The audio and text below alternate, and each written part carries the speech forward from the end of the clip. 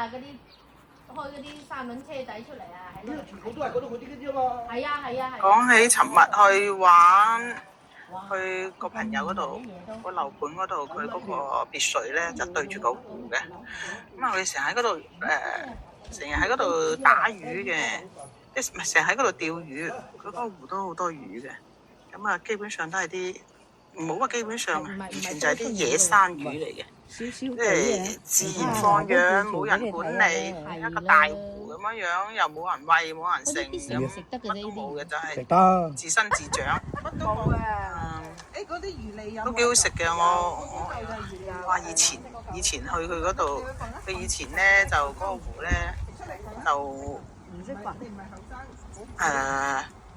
佢啱啱去嘅時候，好多嗰啲成10幾20斤嗰啲大嘅正宗野生嘅，因為一直都係冇人理嘅，即係自生自長嗰啲大湖魚，哇！真係好好食嘅，嗰啲肉又爽啦，嗰啲